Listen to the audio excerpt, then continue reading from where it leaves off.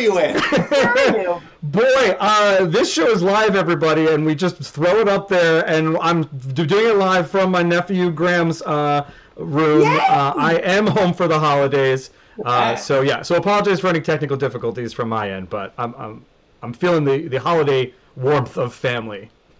Nice. Where are you still in New York, or is it like no Indiana? Ooh. I thought I almost said Indiana, like that's the name of the. I'm in Indianapolis in Indiana. You're near John Colby? Oh, John Colby? John Colby is right here. Just kidding, transition. A long, exhausting day. Your troubles just won't go away. One thing that gets you through these is watching cheesy holiday movies. You think that you're above them, but you know that you love them. So get ready to listen. Now here comes Kevin and Kristen. Oh yeah.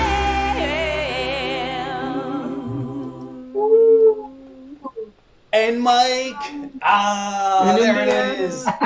Welcome to another episode of Remark. Some might say the best episode of Remark because it's the most recent, perhaps. I mean, this could be months ago that you watched this.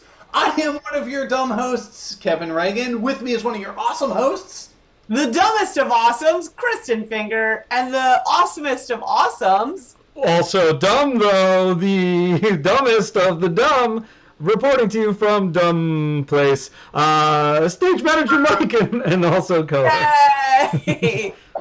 My goodness. Can you believe that it's been 6 episodes? What happened? I don't How did know. it go so fast? It flew by. I want more. Well, you're going to have to wait. Okay. But until then, we can talk about the 6th and final episode of Hawkeye, So This Is Christmas. Oh. And what have you done? Another year. No, I'm not going to. I should have done the whole thing. Another year over. Is that what it is? I think it's another year older. Is it another year over? That makes more sense. Oh, And I the don't new one's just know. begun. Yeah. Can someone just email remarktheshow@gmail.com? Let us know what the lyric is. Over or older? I don't know. Another year over. So just like the series is now over, the year is almost over. Yeah, that's it. Well, here we have it. And ladies and gentlemen, at the very beginning of this episode, we have this guy right here, Yes! the Kingpin. Oh, and check him out coming in through that So good. beaded curtain. Yeah, it's swanky. Did anybody else have like not cabaret, chorus line in your head? I was When he came in, not cabaret. Oh, that would be sexy. Hey. But as soon as he came in, I could just hear one singular sensation. That's what I heard. This is a musical episode, by the way. I didn't feel that love vibe. this entrance. This character I love so much on Daredevil, Netflix's Daredevil. I thought Vincent D'Onofrio was so good. We knew he was coming this entire. I think we said it back in episode 3 or 2 or 3 or something like that. We knew it was him. We got the tease last week. He enters in all of his grandeur with the cane in hand for fan service right there. You could tell Vincent was a little bit like, I don't know how to hold this yet. But him just as like this guy, and then just immediately with the voice, I was laughing because I was enjoying it so much.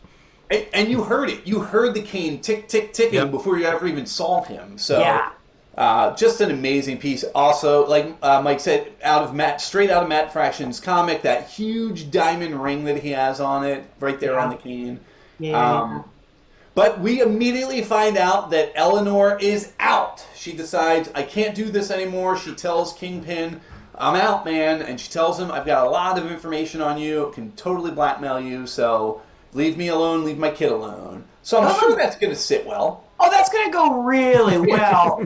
And the thing that was actually, I mean, people can hate on Eleanor, but I do have a soft spot, I think, for whatever her husband did got dropped on her. She did have to figure out, wait, how do I live my life so my daughter doesn't get, like, crapped on? Yeah. Which is also what leads to me to then be like, okay, well, that is clearly why when her, like, 5-year-old daughter was like, can I have a bow and arrow? Can I learn martial arts? Can I kick some ass? I'd be like, yeah, because we're in the shit of this.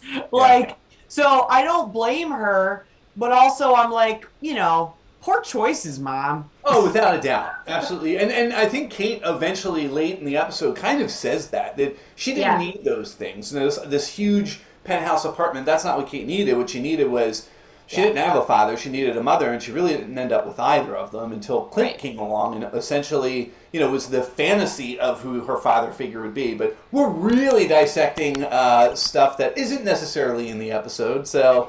It is! Yeah. Well, and I'll get to... It's interesting you're bringing this up now, because one of my only complaint with this episode, I'm going to get to once we've gone through all of the characters, because I thought there was a similar sort of flaw to the show. It was still amazing, I still loved it, still thought it was great, but sort of the endings of each of these characters felt a little bit underserved, I think. You know what I mean? Each of them? Wow, okay. Yeah, Well, we'll keep going.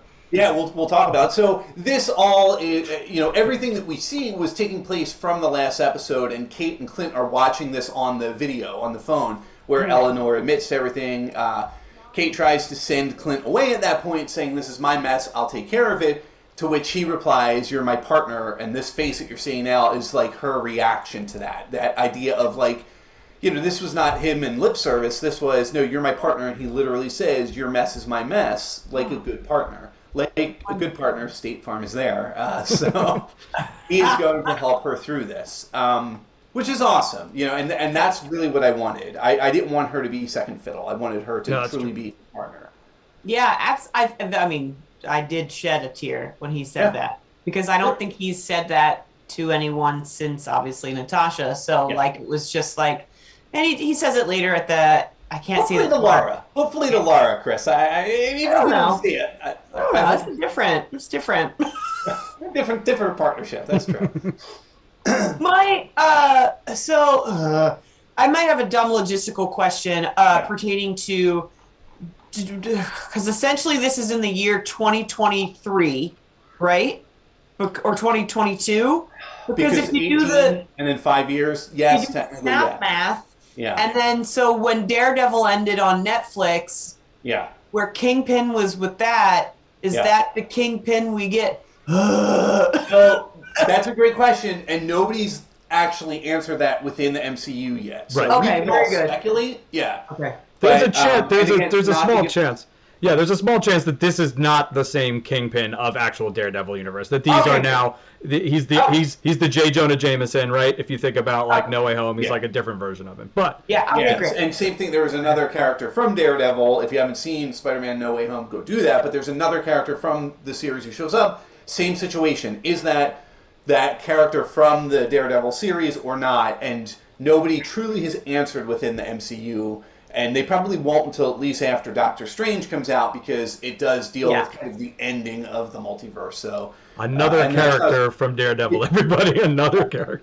I'm trying to be kind about it. A titular character. All right, so let's get to it. There's the beads. This was the enter from beads. Here comes Maya entering from beads as well. There's a lot of beads happening in this episode. She also enters to the song Silent Night, and I gotta tell you, in my notes I wrote, come on. A little on the nose. Yeah. And then we also have what I like to call casual Hawaiian Wilson. So good. Yes. There he is. So good. Super cash. And I will say that I thought, again, this scene was brilliantly acted by all three of these performers, because it was... It's like that thing on TikTok where it's like, there's a song where it's like, she knows. Yeah. She knows. Oh, she knows. And it's like, all three of them know. Oh, yeah. What is happening and what is... So it's like... So great. But none of them say anything, and it's Nobody just like, shows their cards. It's just a bullshit. Yeah. So good. Yeah, no, absolutely nobody shows their cards. We find Kazi is really not a good dude to Maya that we think he may be. He obviously cares more about himself and his relationship with Kingpin and the power. There is a moment, Chris, that kind of would lend to the idea that this is the Wilson Fisk from Daredevil, and it's the fact that Kazi translates the sign language to Wilson from Maya. But then Wilson will speak to her sometimes in sign language.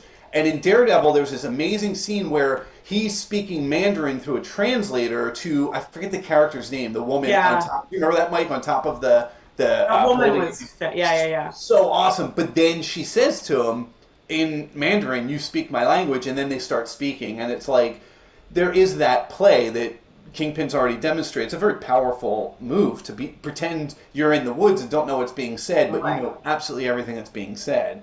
So that kind of happens in this scene as well. And then Maya, perhaps because she sees Kingpin's shirt, decides she's going to take some time off. To which Kingpin tells Kazi, have her killed, basically. I mean, boiling it down, that's basically what happens. Unbelievable. I mean, he literally, there was like a moment of like, Kingpin just being like, all right, we got this person to kill, we got this person to kill, we got this person to kill, like, when he let's turned, get to it. Oh gosh, when he turned around after Eleanor left and became Kingpin from, I was like, oh, so I was like, good, we're getting the same guy. When he was just like getting so angry. His eye was twitching. Yeah, his eye was twitching. His eye was twitching. It's great. It's great. It was great. It was so great. So, and he does. He sends Kazi out to remind the city who I am. So, obviously, Kingpin is here to stay. Don't worry about it, guys. We'll get to that. So then we cut to another amazing subway scene. And the subway scenes in this show have been heartfelt and deep.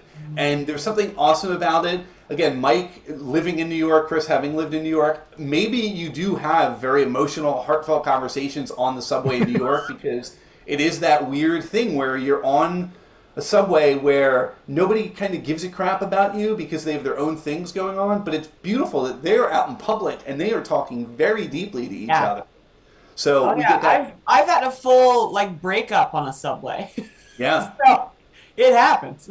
Because it's like that's essentially your car, and you've broken up with someone in the car. Yeah. So like I love that they didn't give either of them a car because Clint clearly wasn't renting one, and Kate doesn't have one. So I love that they did, because you know what I would have loved to have seen is them actually waiting for the train or like going through the console, like bing. Like, that's the part. That's the Clint I want to see. Is just him, like, missing the train.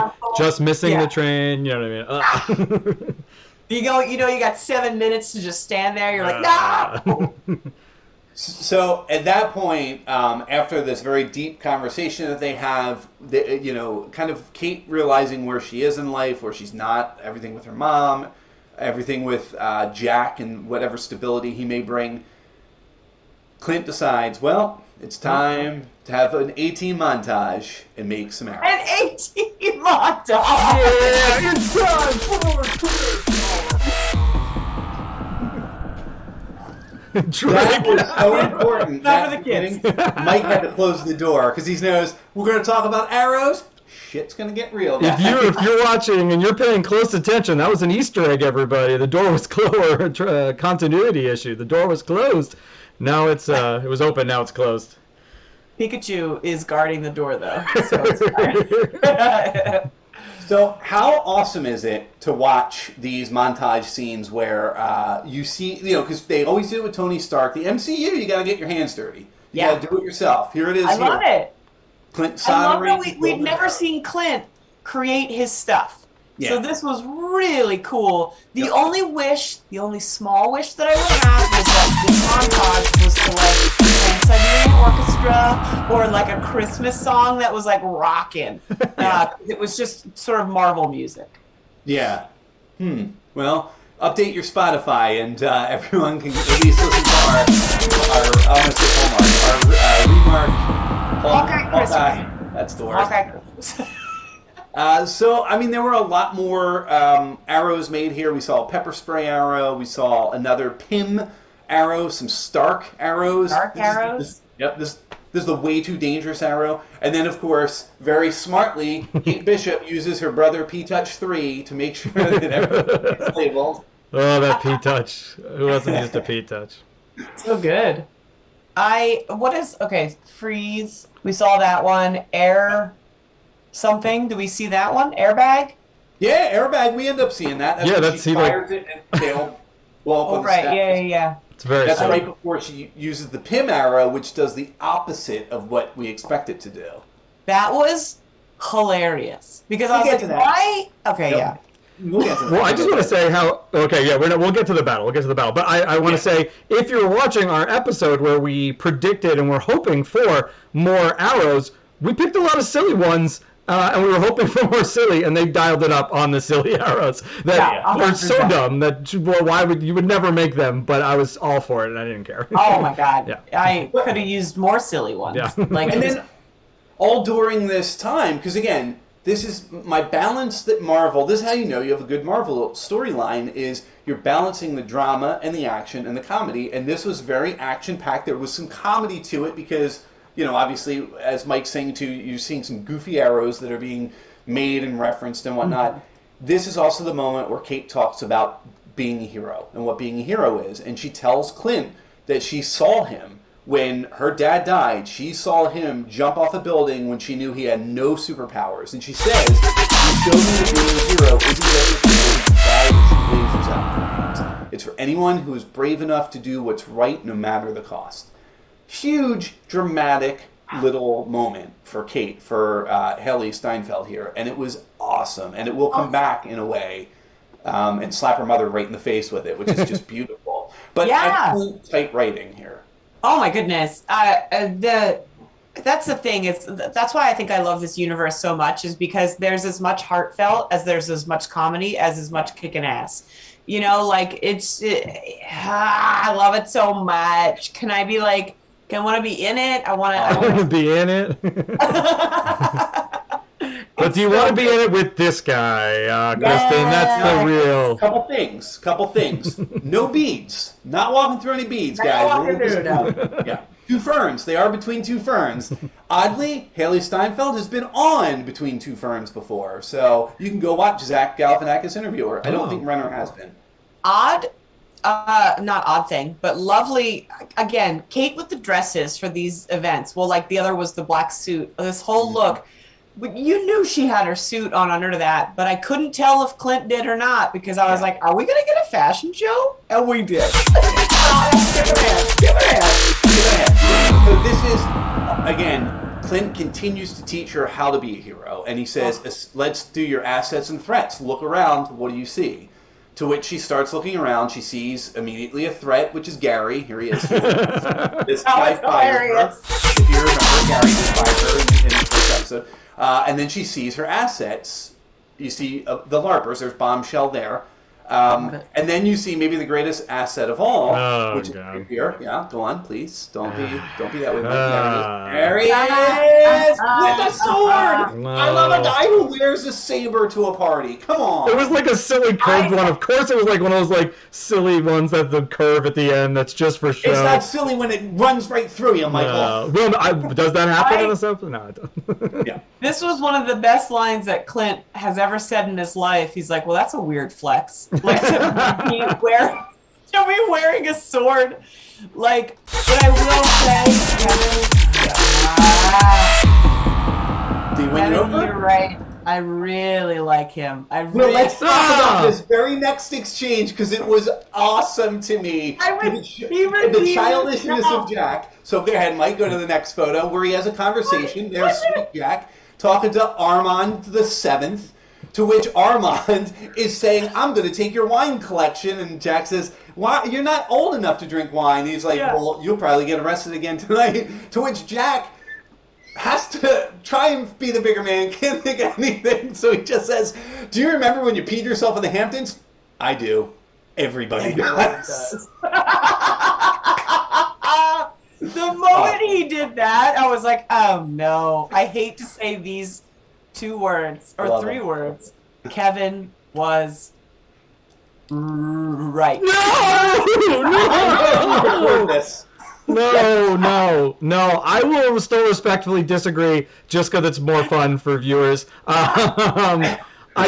This is a theme that's going on here, and I said this a few episodes back. I said if some of these characters turn out to just be red herrings and kind of silly fluff, which Marvel has a tendency to do in these TV series so far, I will be slightly why did we go? Yeah. Why did we go on the internet? Why did we look up things about the swordsman? There's no spin-off with this guy. People are like, maybe there's. I don't no, agree there's with you, Mike. never going to spin-off. Honestly, I don't agree. I think there will be more because the Larpers, and we'll talk about that in a minute, but the Larpers seem to have more. I don't think this is the end of them, and who knows? And perhaps maybe one day we will talk with one of the Larpers, and we will get a little bit deeper. We'll see. We'll see what happens. Oh, there it is. Yes, Lady boner. No joke. Yeah, Kristen, I screenshot just about. I think I put them all in here too, but I screenshot just about every single frame of this scene for you. I mean, look at the lady next to her. How amazingly happy she is.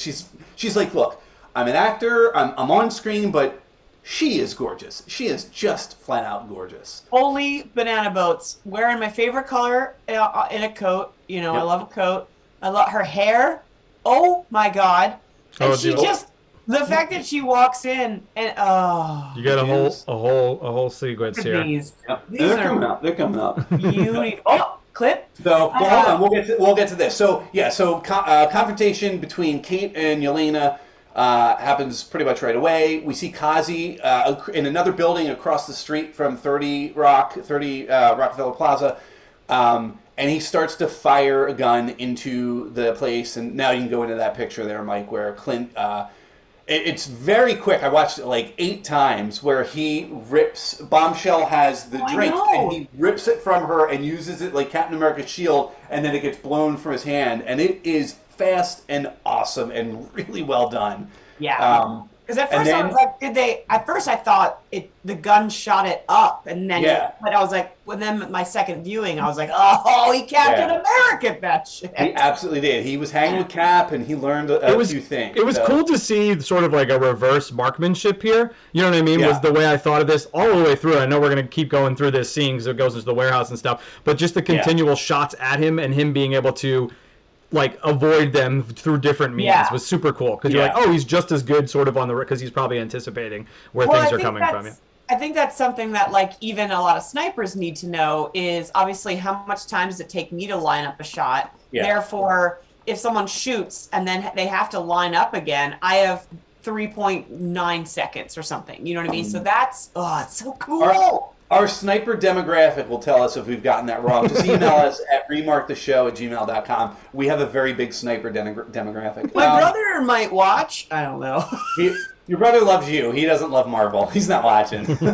But then we have this amazing, like there's so much iconic stuff. I don't think so, Mike. I think it comes up later, doesn't it? Okay. Well, there's so much iconic stuff that happened in this series. Not least of which is this sequence in the elevator between Elena and Kate. First of all, that hair, Kristen, I know it was a spoiler because I watched this thing at like 5 in the morning. I sent the picture to Kristen. Can I get married again so I can have my hair like that? I thought my hair looked cool on my wedding day. That's the coolest thing. I thought you were going to say, can you get married again so you can marry Elena, which also I feel like you should. Yes. Yeah. This reminded me so much of Elf because they get in the elevator and Kate decides what's the next picture here, Mike? Because I think there's two facial reactions. Oh no! Oh, this is simply her. I had a bit for this. I forget what it was, but the she's faces reacting. that she makes. I mean, like, I'm in love with this lady too. People keep playing on TikTok the new Bruno Mars, like the song that says something about like bitch in it or something, like to this moment, and it fits perfectly with Elena's face of like, what just happened? Why did you do that? I think this is. I mean, I think she this says is Kate to her post when either they're fighting, post or right, reveal. Yeah. Here's the costume reveal. Kate is trying to hit all the buttons very funny in the elevator, and Elena knows and keeps countering it, and it's like both childish and amazing. And I don't recall if it was in this fight or a little bit later, because there is still this amazing fight that progresses between Kate and Elena, to which Kate says to Elena, which is perfect, stop making me like you. It's at the end of this. Yeah, it's at the end of this sequence because they do end up, she hits all the buttons. Yeah. So Elena gets off the one floor, and I love that it's like New York radio station. This guy's just working. They do a really great fight scene, and then, oh my God, when she throws something and then hits Elena's hand, and she's like, ow! Bolo. Those are Bolo. Yeah. Yeah. Yeah. But yeah, that exchange of like, oh, you did the flip over and you didn't stop making me like you. So and it great. is. It's like Yelena's the best, and she's not a mean person. She's just on a task that she assumes is correct. It's funny when we watched Thor. I think it was in Thor Ragnarok. If it wasn't quite in Thor Ragnarok, but the Valkyrie is in the comics. They've put the Valkyrie together with Captain Marvel in a romantic relationship, and they've hinted at it, but it's more so the actors offline, like on Twitter and whatnot, have hinted at it more. There's something in me that wants Kate and Elena to get together, and they will get together in some aspect as teammates at some point. That's inevitable. Whether it's going to be a series or a movie, again, nobody at the MCU has really divulged that information. But or foes, although I doubt it. There's some talk that there's like two teams. There's like the Young Avengers, and then there's like the Valentina Dark Avengers or whatever. Yeah. Oh, okay. Well, what do the kids say? Like, I shipped them. Is that what they say? Yeah, that's it, everybody. I think you you don't ship them like a you just ship. It's like I relationship them. So SHIP. I relationship them. You ship them. So like if let's create their name. It would be like Yelane Kate. Yelanate. No, it'd be like Yelane Chip. Kate Leanna. Or Belena. Belena. Bishlova. Ooh, Bishlova. Hashtag Bishlova. I ship.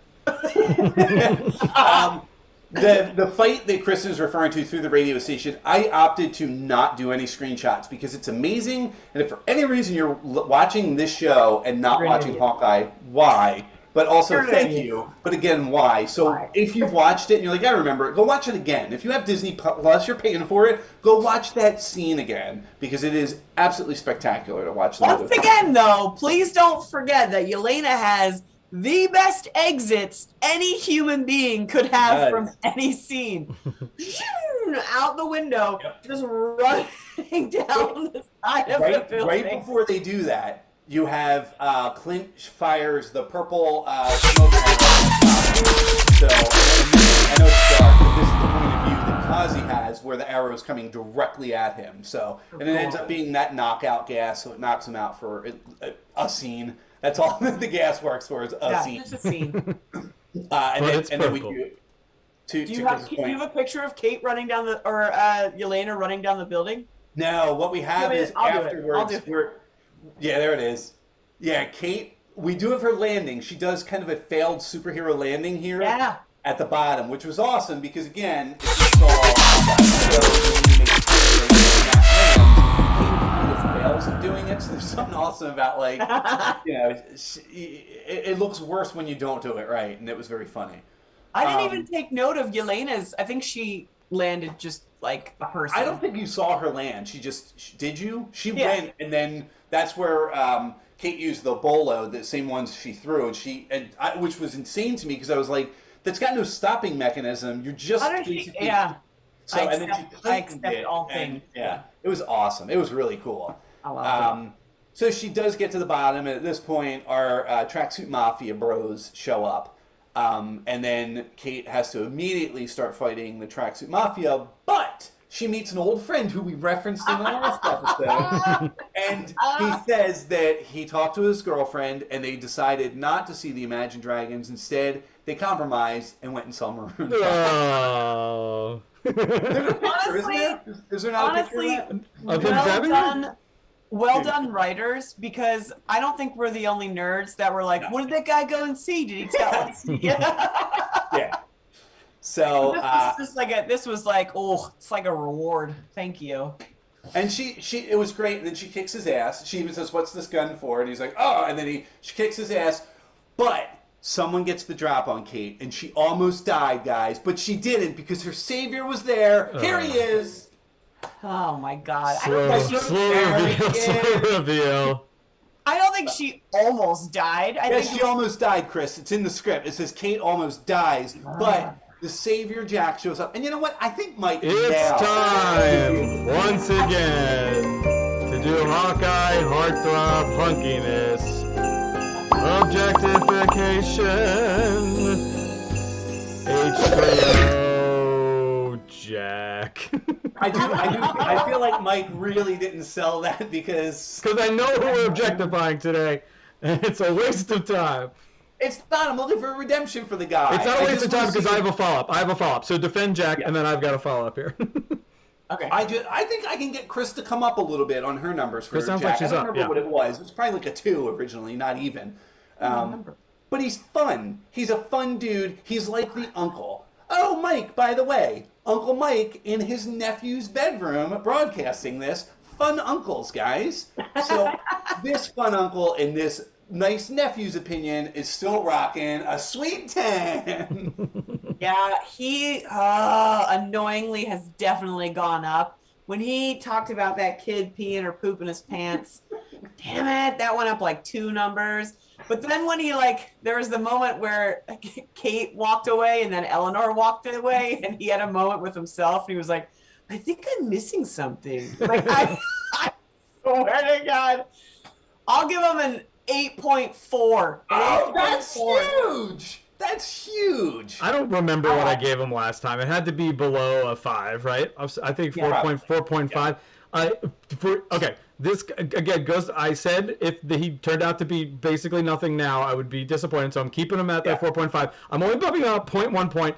Not for his first time of saving Kate's life, but when they cut back and it was like through the door and he was still just like swashbuckling and he's like, oh, like I'm fine. It was very Princess Bride-y, like sort of Robin Hood Men in Tights-y. Yeah. And so for that, for the writers and the directors who made Jack look better than he ever deserved to be, I'm going to give him a 4.6 for that scene. You know where my 10's going? My 10's going to my big boy downtown, everybody. Look at that. Look at that guy. Come on. Come on. So good. Come on. So good. Beautiful. I'm not even spoiling some of his cool, like, he's got some great looks coming up, Kevin, that I won't spoil yet, but this is the OG right here. Yeah. His Hawaiian outfit. Yeah. Hawaiian Wilson Fisk, in my opinion, easily, especially portrayed by Vincent D'Onofrio, an easy 9 every time. Yeah. So is the Hawaiian shirt look from the comics? Is that where did they just put him in that? I love this choice. I need to know. Yeah, because there's actually a shot coming up that we'll save that Kevin's got from the comics that it's a very specific scene in this movie, and he's just in his regular white. You know what I mean? Okay. He doesn't usually. It doesn't don these silly things, but I'm all for it. It's a bold choice. Like a holiday choice. I think he's kind of over it. I mean, if it is following along with the storyline, he's been in prison. Like, that story didn't really, like, kind of finalized, so we don't know what's happened since then. But I think he's out. He's, like, over it. He's pissed, you know what I mean? So he's just like, you know what? I'm still a badass, even rocking this Hawaiian shirt. Yeah. I loved it. Oh, my goodness. Boy, oh, boy. Any numbers? Any numbers you guys want to throw out for? I'll give him a 9 every time. All right, 9 every time. 10 for Mike. All right, I'm listening. I'm listening. So then we continue with the film, and Clint and Kazi fight on the set of Die Hard, which I found very funny when they started doing this. I was like, I've seen this. Oh, that's it. It's literally Die Hard. There are a lot of Die Hard moments through this series. This is definitely one of them. There's a Die Hard moment at the very. I just want Kazi to die. Like I need a death, and I want it to be his. We'll talk more about it if it ever happens. Then the Larpers. This was the weirdest thing, and I'm not saying it's a fail in any way, but we all expected the Larpers to have a heavy involvement. They were there at the party. They were the asset that obviously Kate and Clint put into place. They were not in costume. They were in tuxedos. They were blending in.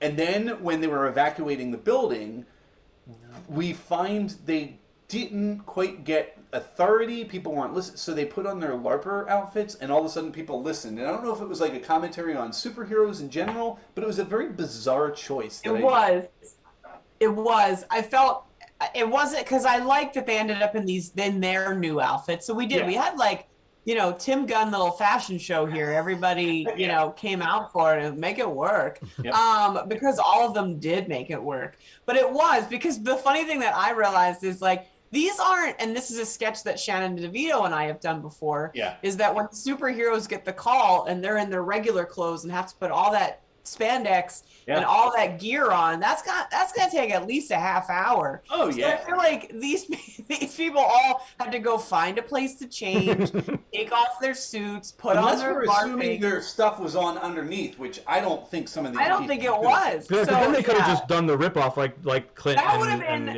yeah. So it was a very interesting choice, but the payoff was lovely because we just got to see these nerds fighting along superheroes. Like, because I love the blonde woman being like, "Oh, we're the good guys. We're with Hawkeye." That's like, Missy. Yeah, she's the one who made all the costumes. Was very happy with it. She went to Parsons. Yeah. So, but again, it was underwhelming. I felt they were going to do something more. They were going to be involved in a big fight, maybe really take on the tracksuits, and they really don't. They did a little bit, but they mostly were just getting people out of the building to safety, and then they cut away, and they just come back for a PS sort of, wraparound at the end. And it was like, what just happened? But another storyline we didn't want to forget about is Maya going on vacation, so we immediately cut to her packing her bags. Yeah, they had a lot to unpack. Yeah, it was a lot. It was, you know what, I will credit them because the amount of Hallmark movies that have also a lot to unpack. You're right. This editing did not bother me as much as any other Hallmark movies editing of being sure that everyone's storyline was told. Close it all up, yeah. So then Maya finds the picture of Kazi, realizes, oh yeah, he sold out my dad, let me go kill him, so she leaves. And then we see Clint go what I call full Kiefer Sutherland on the 30 Rock train by jumping into it, essentially. Like 24 is where you're going with this. Right? Yes. Yeah. Well, not quite 24. If you recall, Kiefer Sutherland was and tackled him. You can find it on the internet. I did not know about that. Yeah. I thought you were on referring Twitter. to him from Lost Boys, so I was I understand your reference. Or Stand By Me, whatever Kiefer you want this to represent, that's the Kiefer to you. Yeah, Merry Christmas. And then he sees an owl in the tree. And because, Mike, you've lived in New York, I wanted to see, did you follow the story of Rocky a couple years ago in the tree? My wife immediately said, oh, ha, it's the owl that was stuck in the tree last year. So it was a specific reference. I also had a friend on Facebook that I guess is a, what do you call like a bird watcher? There's like a scientific term for a bird watcher. That was like that's not the correct owl sound that they use, but I'm okay with it. I was like, cool. We are all officially nerds. We are overanalyzing this show. Yeah. Hey, listen, if you want to get angry, if you want to be a birdist who gets angry, whenever you used to watch the Colbert Report and the eagle would swoop down, they would play a red-tailed hawk. And I know that because red-tailed hawk was behind me. So calm down. We accept what we accept. It's totally fine. But yeah, so, and then Kate gets Clint out of the tree using one of her magic arrows. First, she just smartly uses arrows and cuts the lines to the tree, and then she uses an acid arrow and just melts the bottom of the tree. I know we're going long already, but can I just say that part, as a New Yorker, knowing like what the people are going to have to deal with tomorrow in that area, like stressed me out.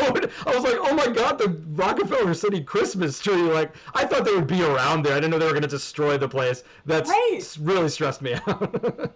I also was like realizing like, because there was obviously a disturbance in the building, but even when people were arriving for the party, the fact that no one was skating or like that whole center really wasn't hopping was amazing to me. I was like, oh, wow. Also, do we know where they shot all of this? I guess on a studio, assumably. But how cool would it have been if they got to shoot any of it? Because they shot a lot of this in New York. There was enough exterior. I think they did some exterior running through the plazas. And then, the action scene was clearly one giant soundstage. But they did enough in and around it as they were, like, rappelling. Like, there were definitely stunt actors doing things in the space, which was cool. Really cool. Yeah. But Clint does the coolest on an ice rink landing off of a giant tree I've ever seen in my life. And then Kate, this was what was really cool, is he goes to pull his arrow and she's already there to protect him, which is just like the coolest.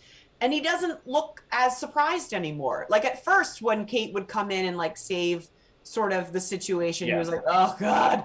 But now he just this is the team now, right? His equal. Yeah, he accepts her as his equal. And she does the best slide in on ice ever. I was like, oh man, I'm so glad this is on a skating rink. And they're not quite partners yet because she is full uniform. He is not until... Pow!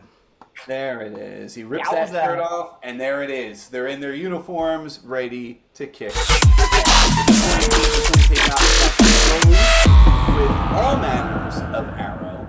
Look at that. That shot right there is what we're waiting for. When they did that camera around, 360? Are you kidding me? Awesome. Just an amazing superhero shot right there. Wow.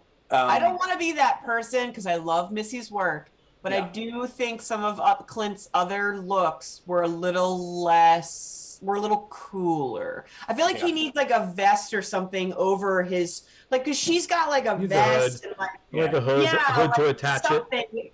It seemed a little plain to me, but I wasn't sure if that was just the choice because this person made it. But then I was like, no, look at all the LARPing crap she made. Like, so he needs like a hood or a vest. That's what I'm saying. Yeah, the hood, I think that because Ronan wore the hood, I think that they were distancing as much as they could from that. Sure. But yeah, they could have done a vest or even a little bit more because the purple. Again, this is very close to the outfit that he wore in the Matt Fraction run. So I get it. I'm just being, if we're still on Project One Way, I'm just being a little Michael Kors about this. I get it. Okay? I totally get it. Appreciate the effort. Clean out your shit. It's time to go. So Tim Gunn's fired her. That's what I always hear when Tim Gunn fires someone. I know we don't tend to curse on this show, and we've cursed a lot. I apologize. Then we get the Pym arrow. So the first time we saw the Pym arrow and it was shot, it made the other arrow blow way up. This time, which suspension of disbelief is totally fine, but I guess Kate heard a truck coming because she didn't see it, and then all of a sudden it jumps Dukes of Hazzard style, and she fires the Pym arrow, and you're thinking, well, now this huge truck is going to fall on you, but it went the other way, and the matchbox right on the ice. You hear the two dudes inside the truck, which I love. Oh, man, little name drop. Like, I better talk to Scott about that. Little Ant-Man name drop. Yeah. But I love that this magical owl comes and takes it.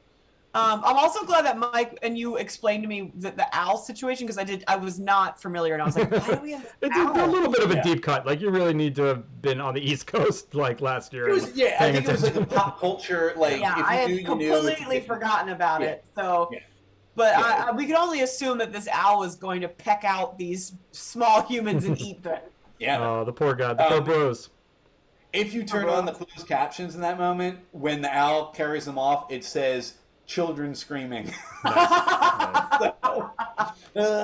Uncomfortable. This scene was so silly, but I did not care. I said it before to Chicago. The guy's leg froze. Like, that was a joke arrow that I made up, and his leg froze. Like, the whoopee cushion one was ridiculous. The ones that made sense were still, like, ridiculous at, like, just how they were hitting. Magnet pulling all the guns. The one that has the, like, the little, like, spines that, like, came out and, like, shot everybody. They're like, I was like, there's no way you made that, but I don't care. I love it right now. It's so good. It's so good. So silly. It's very diehard. So at that point, Speaking of trick arrows. Kate goes after her mom. They separate. But this is not the separation that we've seen, that we've gotten infuriated about. This is partners having to separate to fight on two fronts. Kate goes off to confront her mother. At this point, Kazi shows up, which is also a great moment because Kate stops for a second, like, oh, I have to help my partner, but then realizes, no, he's fine, and I've got stuff I have to do. So they do part ways, to which Kazi comes forward with his two henchmen, and Clint just fires one arrow straight at Kazi, another arrow that hits straight down the middle, splits them up. The two split arrows hit the other guys. Yes. Kazi catches the one. So good. And Kazi does say to him, nice shot, to which Clint says, and it was gorgeous, no shit. Why are we cursing so much tonight? It's the holidays. Happy holidays. My wife out loud said, no way could he do that. I'm like, he's Hawkeye. He said he could do the Robin Hood thing. She asked him. So he did it. They brought it back. Everything came back. Everything came back. So then Clint and Elena start fighting again, which is awesome because this was inevitably going to happen. And then you should have a picture for that, Mike. This is Clint kind of unloading emotionally. giving some backstory to Elena about what happened with Natasha, and it's up to Elena to believe it or not. Ultimately, well, at first she doesn't. Then Kazi and Maya start to fight. So you have another 2 fight on the same front. So it breaks that up. And then Kate, going to confront her mother, ends up confronting this guy, the haberdasher extraordinaire, That hat, the Kingpin. so dumb, but I love it.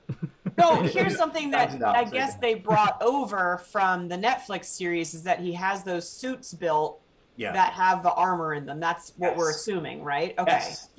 Yeah. Because Yeah. Kate's face was like, what? Yep. Yeah, she shoots him with an arrow, and he just like swipes it away like a bug. Yeah, it was awesome. To which Eleanor, being the good mother that she is, decides, well, I've got a car, so she hits him with the car. Oh, sorry, I jumped ahead. No, Yeah. it's all sequence. It's like a stop. Yeah, it's like there a he flip book. It's so much. So much. Clint allows, at this point we go back to Clint, he allows Yelena to essentially beat the crap out of him with that pipe she has, and he puts up very little fight because he's trying to get through to her, and if he doesn't, you feel that he has failed, so he's going to let her just annihilate him. And then we see Kate go into the shop to confront Kingpin, who just never stays down.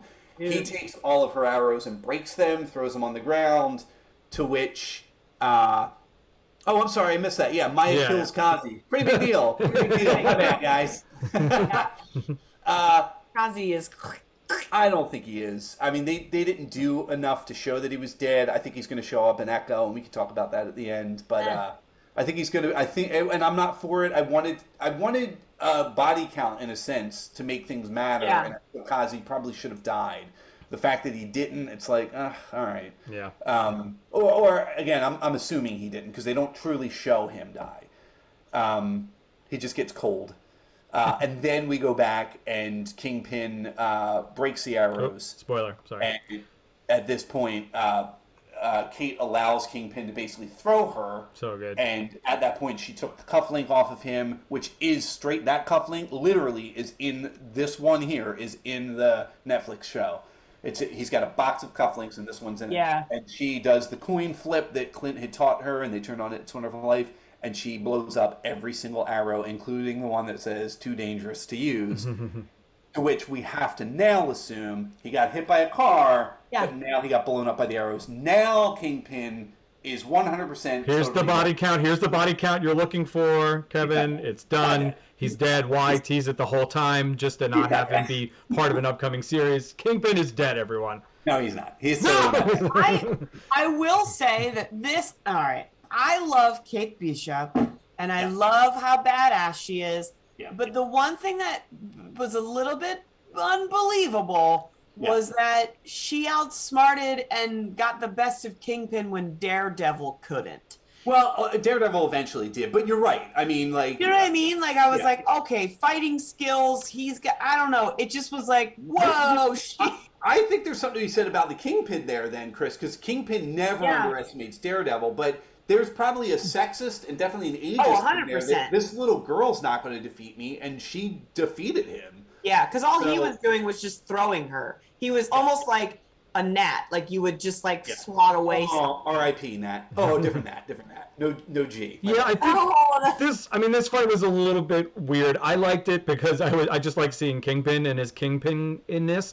But but I would have loved that fight versus Daredevil versus Spider-Man versus like a superhero. Yeah. It was a little silly against Kate because Kate would have like broken her back at some point, and so she did have to like outsmart him. She didn't like best him physically with this thing. Yeah, it was a little silly, but it was coming. But it is also it's the instruction that Clint had been giving her all along, and she's applying it. So like she's obviously a student learning and then using the things that she learns. Yeah. At this point, the police are showing up, and her mother says to her, "Is this what heroes do?" The idea of having your mother arrested, which goes back to heroes do the right thing no matter the cost, and that this is the mantra that Kate will take. It is she truly is a hero, and this woman has never accepted her as a hero because she has time and time again laid that on her daughter. Are you a superhero now? And it's like, she is a superhero now. Oh, that circled back real nice because she did. Yeah. She asked her like 2 times. She asked Clint in the series, like, so now she answered it for herself. Yeah. Like, yeah, this is what we do, Mom. We arrest our moms on Christmas. Okay. Yeah, Merry Christmas. By the way, I got you a blender, so I guess you open it in 3 to 5. So then Clint and Elena are still fighting. At this point, Elena goes to the gun, and this is the end. She's going to kill Clint, so all he can do is give the Mockingjay whistle from Hunger Games. Because obviously Elena and Natasha were huge fans of the Hunger Games movies. And, No, it's yes. three. It's 3 fingers. Is it 3? I was like, that felt wrong. That's there we go. Clint volunteers to be tribute, and at that point, Elena opens her heart and realizes, oh, this guy's not lying, this guy was close, and they're able to talk about Natasha and really kind of end the fighting between them. So Cute. Look at that. Look at that. Yeah. That's gonna be my Christmas card next year, just for Love myself. It's going to be you and Elena. Me and Elena just holding hands. I love her so much, and then is Me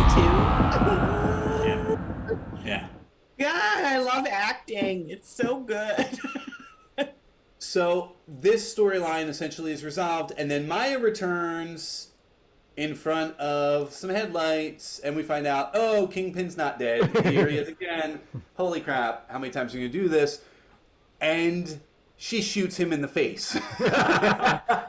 Does she? Off We screen. didn't see We don't it. know. Well, we don't know. We Look hear at the that. shot, and we hear the muzzle, and we hear a heavy thump. So let's talk about the comic very quickly. I know we sometimes will go to the comic.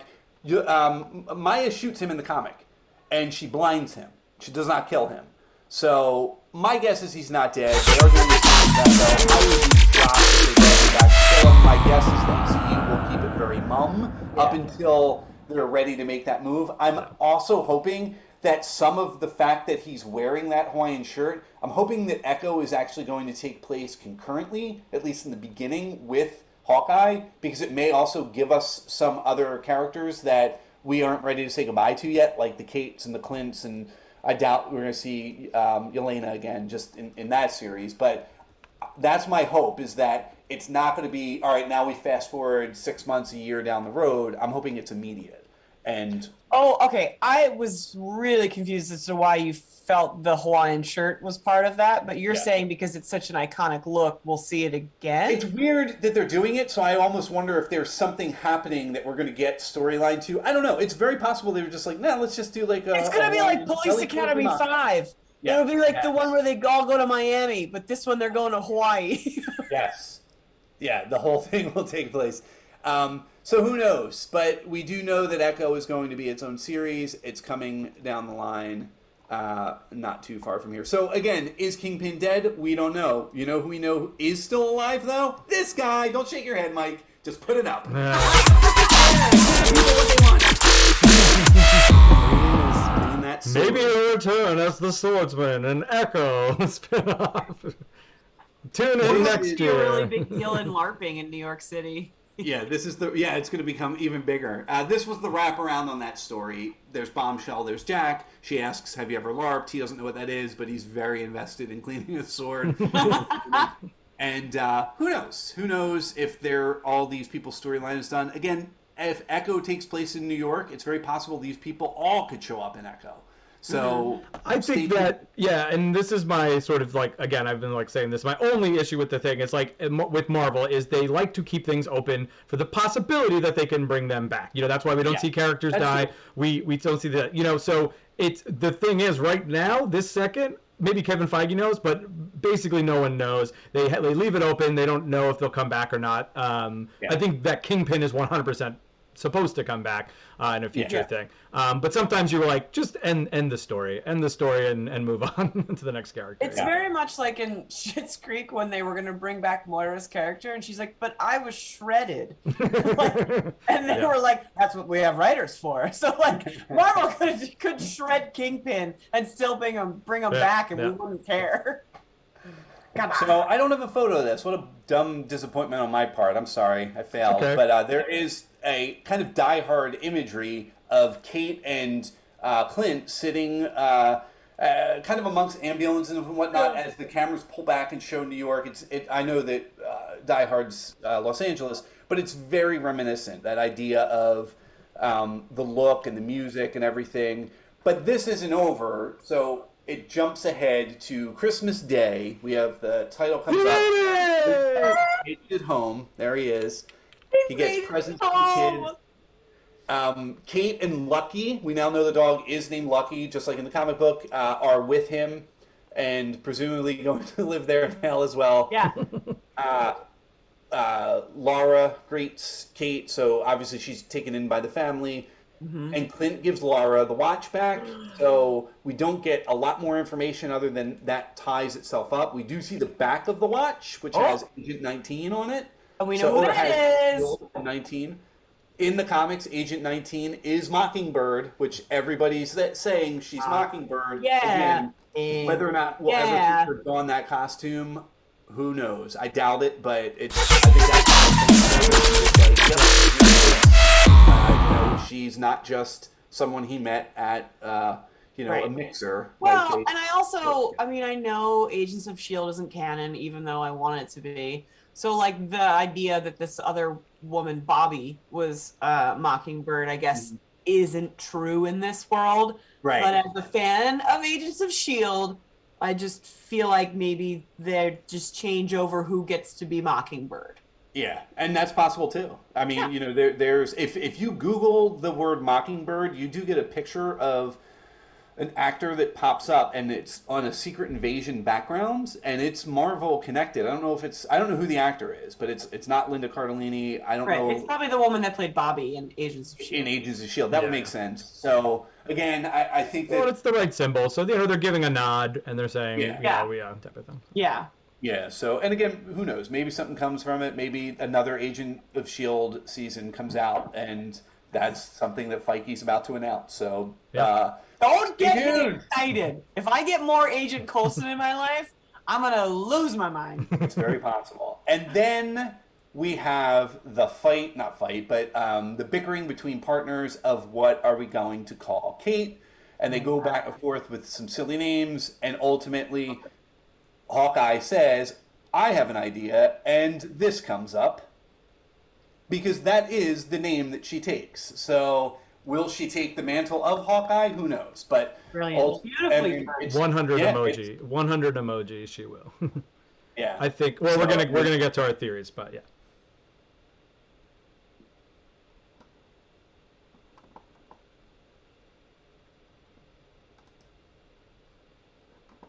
An episode was this. I loved it. Mike's back! Mike, we lost you for a second. I'm back. I was just getting happy holidays from Marvel Studios there.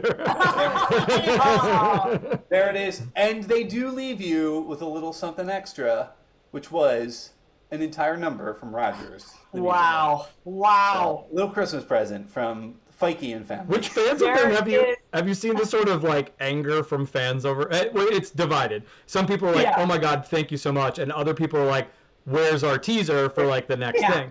Which has been funny because, and this is not a Spider-Man spoiler, but all I'll say about the post-credit scenes, they don't really set up anything in the future. No. They showed the trailer for Doctor Strange, but which is already out. Now that's out. And then out of context, you don't really get any bits of information. You just know, we knew that movie was happening. So that is interesting. It's an interesting move by Marvel because they used to tease forever. I like it, but I'm also like so nervous with excitement of like what I don't know. I don't know. I don't know how any of these characters are going to get together or what the plans are for this next phase, which is crazy. So again, without spoilers, my understanding was with Spider-Man No Way Home, the deal with Sony was they were not allowed to tease. Right. Marvel was not allowed to tease. So they said, well, let us play the trailer. And they said, that we'll let you do. So that's what they did. And they released the trailer 2 days after the movie opened anyhow. Totally. So you can watch the Doctor Strange trailer.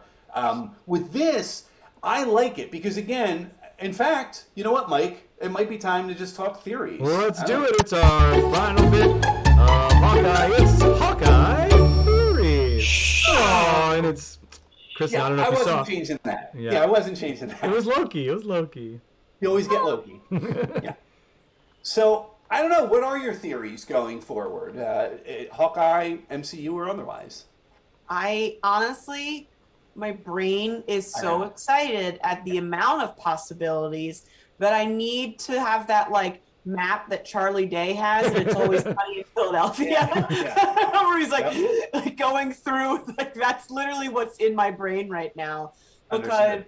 I can't decide if Clint is just done, so then we just get more, Hawkeye of Kate. Where's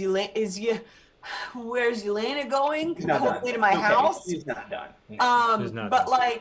But then also, how does this play into it all? Yeah. Right? And like, I don't want to spoil anything from Spider-Man, but if I try and add Spider-Man to Hawkeye, to the Loki series, to the multiverse movie that's coming out, like, my nerd boner is too big to even like. I know. Oh my God. I think they've got like 3. I do think Hawkeye. I think Clint Barton is done for now. I think he'll still show up, but I think Jeremy Renner is done. I think this character is done. I'm okay with that. I'm sort of liking this sort of move of the 5 originals moving away. We know we're still getting Thor, but he's kind of getting replaced. You know what I mean? He's with the Guardians. Yeah. He's sort of getting replaced. Hulk has just always been weird, but I think we might get a Hulk, bad Hulk coming up as like a fun side storyline. I really think they're trying to invest as much as they can in their young actors. You know what I mean, to create these young Avengers. I don't know if they could know one.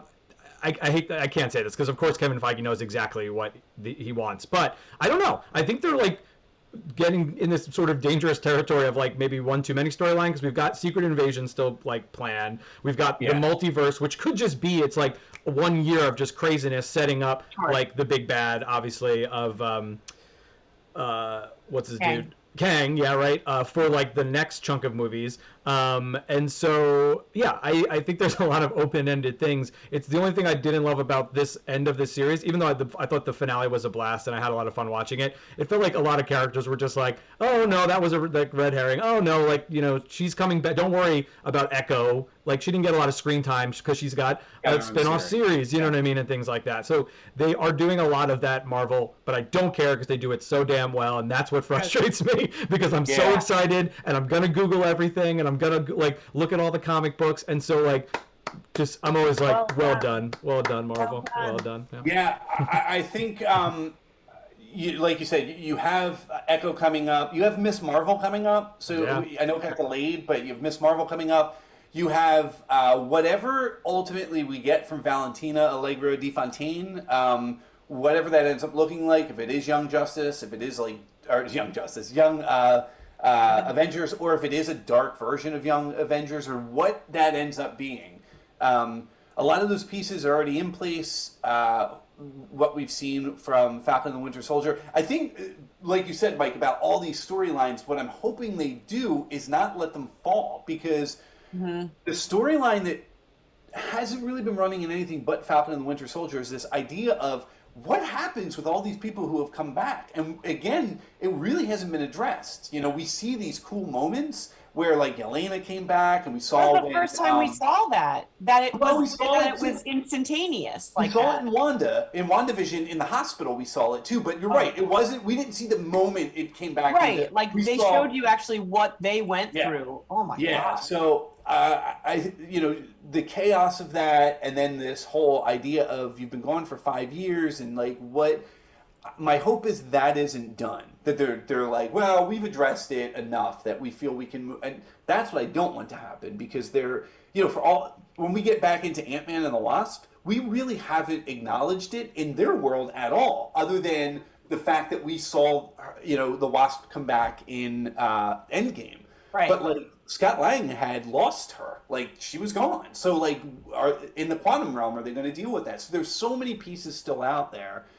That said, I do want to see Jack in his own thing. I do understand. Don't, Mike, don't. I want the first scene. I want Kingpin to just walk in and just snap like Bane, Batman, backflip. Fine. You know what? I hope that happens, because if you remember, that was one of the best Batman storylines, Nightfall, and Batman has to come back, so Jack will have like Armand the Seventh take over for him for a while as the little swordsman. Unbelievable. Oh, we're out of time. I'm so sorry, everybody. It's been a long, exhausting day. Your troubles just won't go away. One thing that gets you through these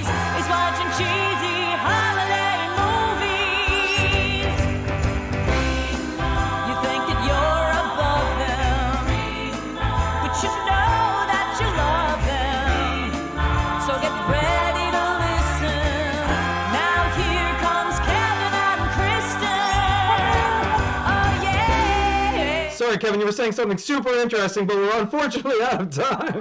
Mikey, call me. I'll talk to you about Goodbye. Goodbye. Happy holidays, everybody.